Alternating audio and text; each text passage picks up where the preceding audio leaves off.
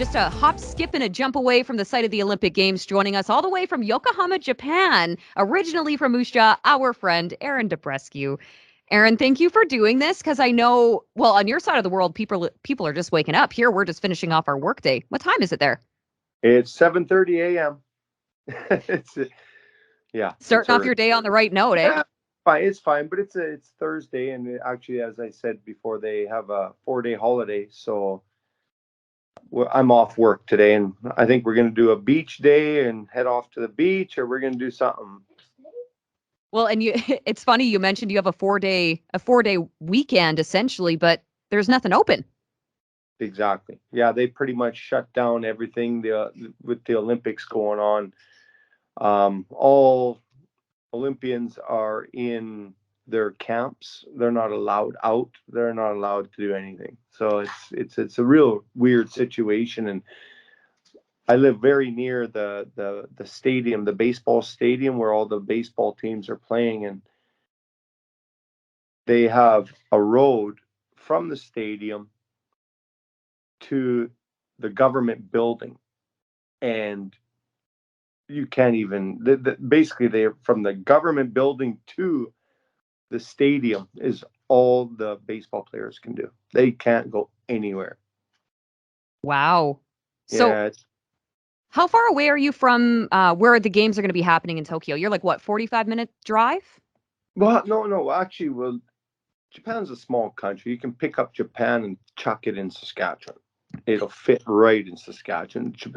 So basically it just depends on the events and where they are held. But I'm right in Yokohama, so Yokohama Stadium is about a 5-minute drive from my house, and that's where the baseball is being played. Sage. Where the baseball is being played. So yeah, every event's all over. And they got different countries camped out in different places, and now there's a COVID outbreak, and it's just a mess actually. But all the Olympians, I feel for the Olympians because they don't get to experience Japan at all.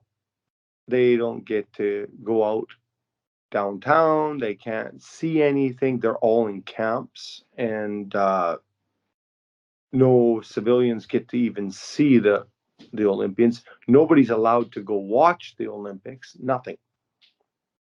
That's got to feel kind of strange. I mean, talking with other people around you, is there some nervousness with the game still going ahead? Or are they excited? Like, what are you sensing? No, there's nothing.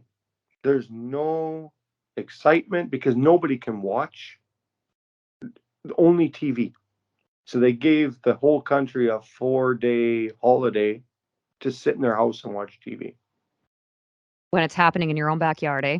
It is. It's right there, and it's so weird, Teagan, that everything, the amount of money they've invested in the Olympic Games, like every country does.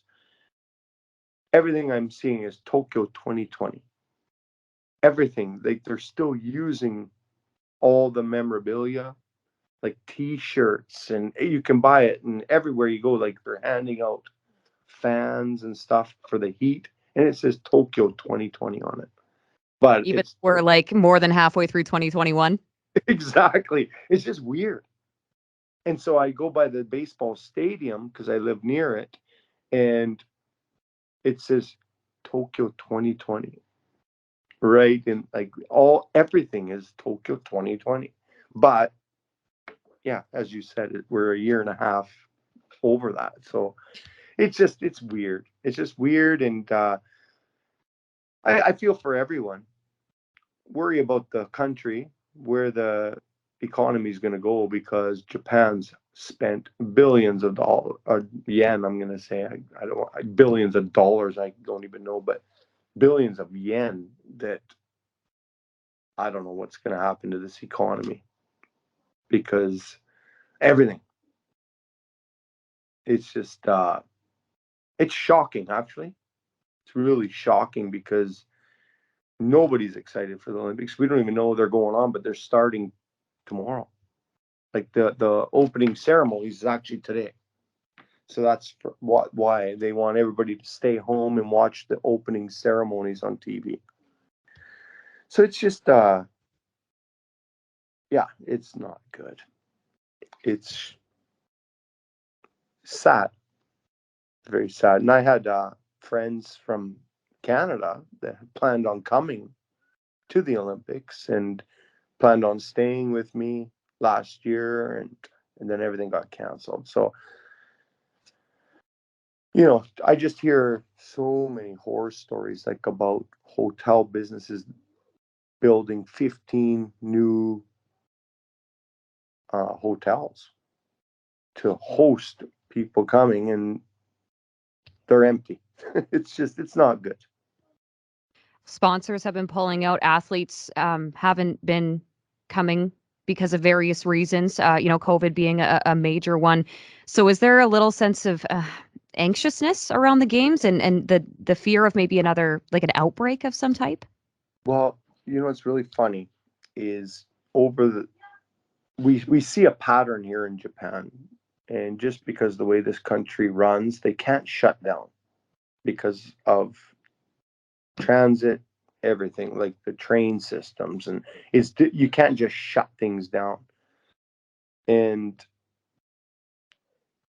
everything's still running normal all the time. But whenever there's an event, whenever there's a national holiday, for some reason they lock down, saying numbers are high, but they're not. But nobody knows because it's just the way Japan runs. It's different than the rest of the world, I think. I'm not sure, but for example, just because there's this 4-day holiday, they put on the news yesterday that the numbers of COVID have risen like 1,000 people, and that causes people to be shocked, so they don't go out. It's weird. It's weird, but you know, with the Olympic Games going on, they've just decided no spectators, like nobody's allowed to watch. So all the athletes are competing in front of no one, and they're all locked down into camps, and they're not allowed out in public. But it's funny, on the news the other day, they had some weightlifter that went missing, and they've tracked him, and he caught some train ticket down to another place. It's just so many funny things that are happening. Yeah, I don't know. Has this kind of put a damper on you wanting to watch even from, inside your own home? I'm not watching. No, actually, I talked to who's going to watch the Olympics. Probably nobody. It's nobody's interested at all in the Olympics. It's really sad. It's really Especially when sad. it's But been such a long time coming, right? yeah, like even the other day, I was driving. I had my son. He went to a hockey camp down in Yamanashi, and we drove, and we were in a traffic jam, and I could see a big semi truck come up and had all the boats for the rowing event. They had the Olympic Games on the boats, and it's just sad knowing nobody can watch it. Like it's just they're going on and people are competing, but that's not what the Olympics are about. The Olympics are about everybody coming together. The Olympics are about community and people from all over the world getting together and competing. But yeah, there's none of it. It's not happening. It doesn't make sense. In my opinion, hold off another year until COVID's done, and then really do the Olympics properly. Because that's what the Olympics are all about, right? The Olympics Absolutely. are about everybody getting together. But that's not what this is about, and it's not right. That's just my feelings. And that's what we were asking for. We wanted your opinion, certainly. And when you talk about community and a sense of community, maybe let's focus on the community that you've been able to build. For those who don't know, Arron, tell us more about what you do in Yokohama.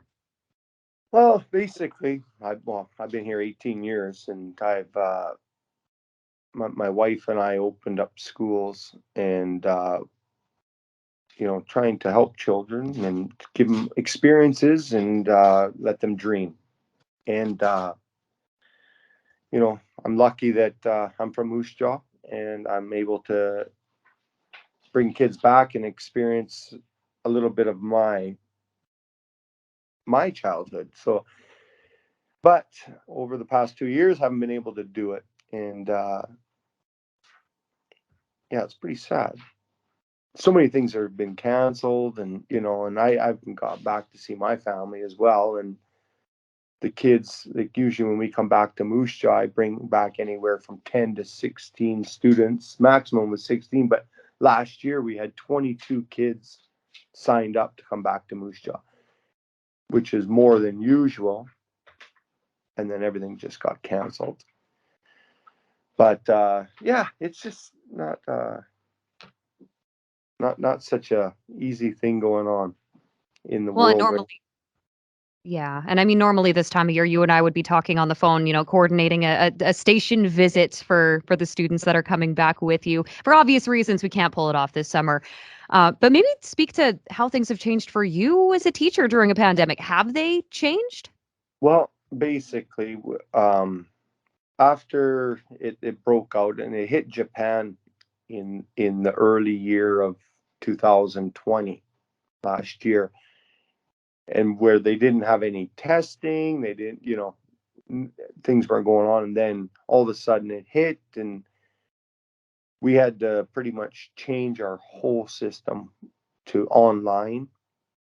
And so we took a good hit money wise for about 4 months, lost a lot of students and everything. But, I have a wonderful team of teachers and a wonderful team of Japanese staff that just kept plugging away, plugging away. And so we got through it, but we went through about 4 months of really, what are we going to do? Are we closing our doors? Are we done? Like, just, yeah, there was a lot of questions in the air, but I think everybody came together and just said, no, keep going. We got to do this. We got to do that. We did a lot of YouTube videoing. Teachers would come to school and we'd put up blue screens and we'd do YouTube videos for the kids, and we'd send them off to kindergartens for the kids to at least be in touch with English and keep exposed with the language. And yeah, we did some pretty fun. We enjoyed it. We did the best we could. We had no choice. But yeah, there were some questions. I'm like, what do we do? What's going to happen? But we kept plugging away. And I'm proud of my whole team. And yeah, we pulled through. And now basically things are coming back to normal. People are getting vaccinated here, not at the speed Canada and the US work at because of regulations with medicine and stuff. In Japan, they're always careful, make sure it meets regulations and stuff like that. So, but they're starting to vaccinate now, and people are feeling more comfortable. And yeah, but it's this is a mask country. People wear masks before COVID, so when you're in a populated area, which we're in, of 27 million people with only a 40-kilometer radius, it's very high populated. So people follow the rules with the masks and stuff. So the numbers are super low. And it's not an issue, but they're talking about masks will never go away, maybe. Like, we're going to have to wear masks forever. I don't know. Well, and But it's something that, living in Japan, people would be familiar with. I imagine that in terms of sanitizing, it was very much the same level, or did that jump up a lot? well, that's the thing. Like, Japan's very, very good and clean, and like, for example, because of coronavirus and everybody taking precautions, influenza, there was no such thing this year. where they usually have a flu season. Like people get flu and they take precaution, but nobody even got the flu this year because of coronavirus and everybody taking precautions. So how do I say, they work very well. Like Japan's a high, I want to say disastrous country, like with tsunamis and earthquakes and everything, and they just know how to deal with disasters so much better than any other country. They don't loot, they don't go against each other, they care about the person beside them. Where back in Canada, even I was back there in March, just the way people acted in Canada, I was just like, wow, people are so cautious and so insecure, and people were like talking about it. Where in Japan, nobody talks about coronavirus. No, you don't hear people talking about it. They just, hey, there's a virus out there. You know what to do. Deal with it.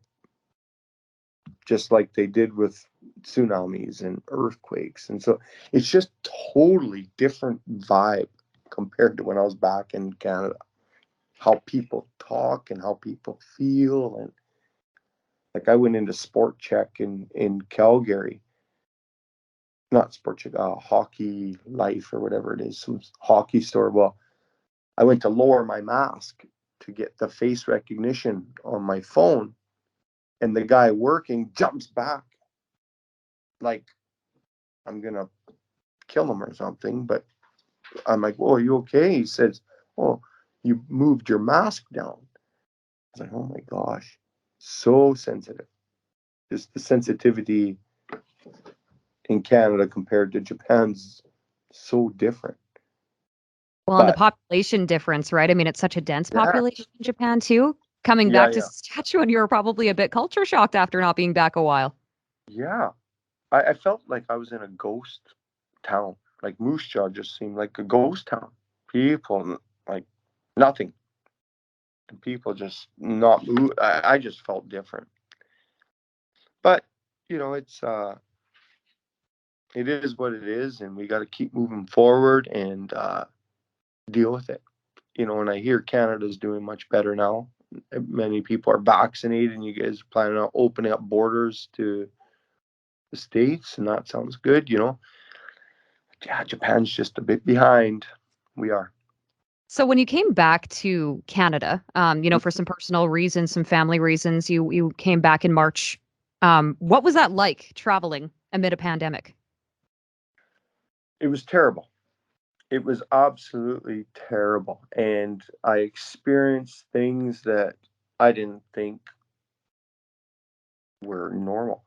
For example, I get on a jumbo jet out of, well, first of all, I had to pay $350 to get a PCR test for coronavirus 72 hours prior to departure.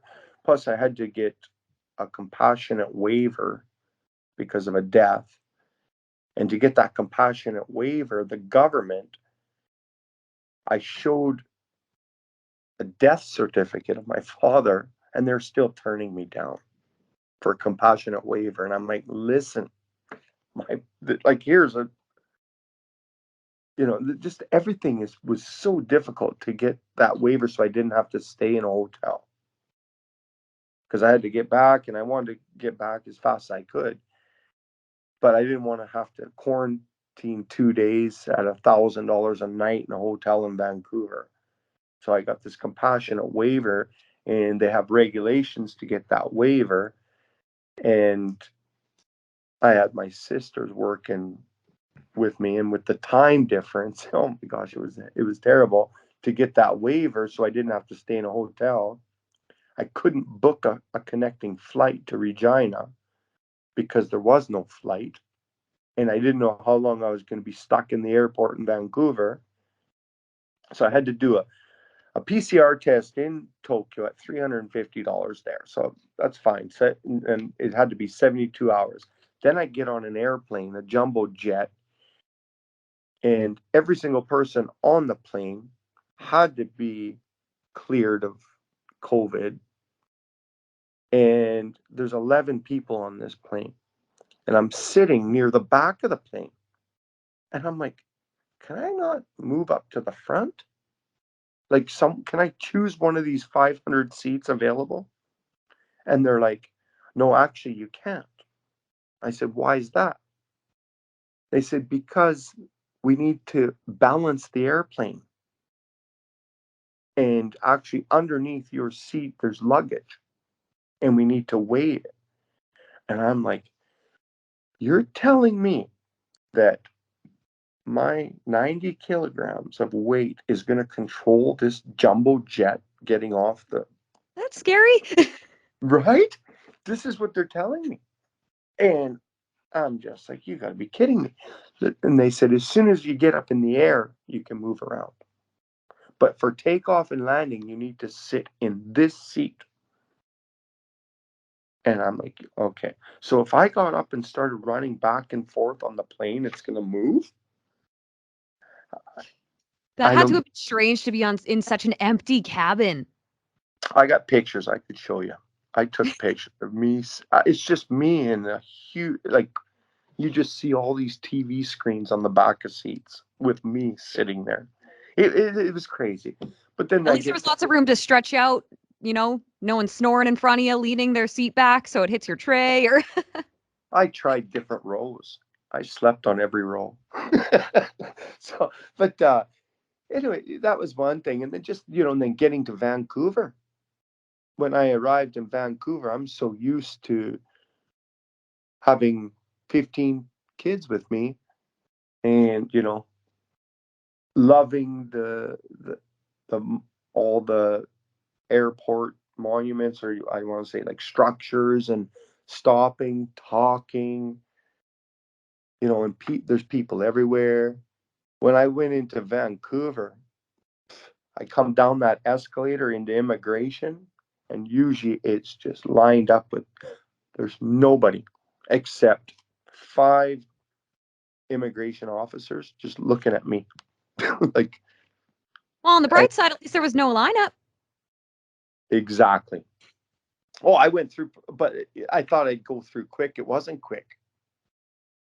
It wasn't quick. They had to check everything, and then I had to do another PCR test, and then they gave me another PCR test on my 10 days, so I had to take that home. And then before I left Canada, I had to do another PCR test, and then when I got back to Japan, I had to do another. I had 5 PCR tests. And how long was your trip, like start to finish? Well, I wanted to spend 2 weeks. Well, I had to quarantine for 2 weeks. So I got to Canada 2 weeks and then came back to Japan and then 2 weeks quarantine here. But yeah, I don't recommend traveling for anyone. It wasn't easy at all, and it was just tough. But Well, and it was already a tough enough reason traveling in the first place. yeah, well, it is what it is. And but yeah, it's a messed up world, Teagan, right now. But I think things are on I'm going to say uphill or downhill, whichever way, but it seems like it's getting better. Well, you know what? Your positivity, your resilience obviously comes through showing just what you've been able to do with your staff and your students and everybody that is involved in your schools. It's really, really cool to see that you guys have been able to continue to power through even amid something pretty unprecedented. I know that word gets thrown around a lot, but this truly is unprecedented. We've lived through a global pandemic, right? And it's not over yet. No, it's not. But I think it's gonna, things are moving, and you know, all we can do is look forward. And I know by 2022, we'll be back in Canada. We'll be bringing the kids back and excited. We've had to cancel our summer camps. We've canceled everything because of this pandemic, and and all we can do is think, okay, yeah, pour this, pour that, but everybody's poor. Like, everybody's struggling unless you make masks. if your company makes masks, you're doing pretty good. Or But plexiglass. yeah, or plexiglass. Yeah. Oh my gosh, they need plexiglass that are built-in speakers, right? You're trying, like, I don't speak Japanese so well. I can understand it and I get by, and I try to read lips, but through glass, it's tough, right? To read people's mouths, I can only imagine. Well, and right? especially with, wearing masks. Yeah. A mask plus glass, and you're trying to understand them. I'm like, God, like, Help a please? guy out. Yeah. And then you got the quiet person. Like, I'm like, speak up, I can't hear you. You're going through a mask and glass. The low So, talker. yeah. So, but the thing is, um,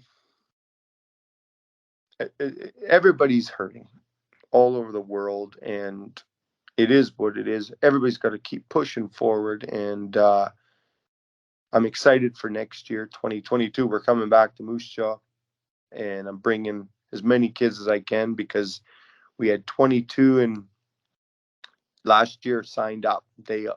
It got canceled, and then we didn't advertise. But I could imagine this year we would have had probably the same. So I imagine next summer we're gonna have a good crew and a good chunk of kids that want to go to Canada, and we're excited for that. It's gonna be Well, fun. we'll be excited to welcome you guys back. It's going to be a lot of a very different traveling experience the next time Yeah, you come. I think so. I'm not sure about these vaccination passports or whatever. What's happening, and that's still up in the air. Who knows, right? But I think by next summer, I think they're going to have something in place where people can travel, and looking forward to it. Looking forward to it, and get back there and come in and see you guys at the radio station again. And I appreciate everything you guys do all the time for us. Well, absolutely. We're going to be welcoming you back with open arms as soon as we're able to.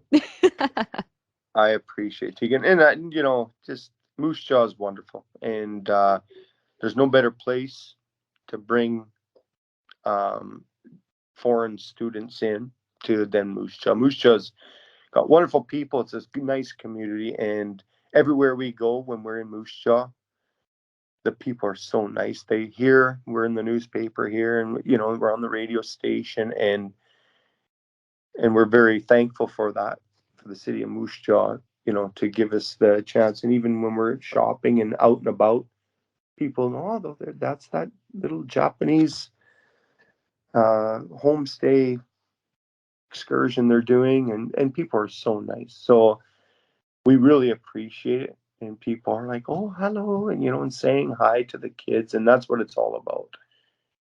And I'm glad I'm from Moose Jaw. It's a good place. Well, we can't wait for the day that you can bring all those students back. Me too. And the heat in Japan is crazy right now. We've Well, had a like, couple of heat waves ourselves, but probably nothing like what you've experienced. no, actually, you guys, your heat wave was all over the news here in Japan. Really? All over.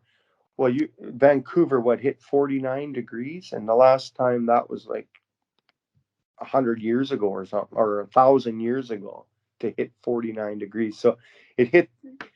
It's weird how we get the news. I don't know what kind of news you guys get on us, but we got the heat wave of Canada on our news here in Japan. So I was like, oh, I'm from there. Oh gosh, I know yeah, where that is. Yeah. yeah, I know that's my home. Look, it's on the news. But then I don't know if you guys hear about our news. Like we have a rainy season here. We have 5 seasons, and we got a rainy season that goes about a month and a half long. Well, we got such a heavy rainfall that landslide just knocked out a whole community. Oh, So, man. as I said, Japan's a very um, disaster prone country. And so but people know how to deal with it. It's just different. That just happened last month. So I don't know if you guys see that on the news, but when you guys got that heat wave, we got your news. Well, here's hoping when you return next summer, it's not quite that hot.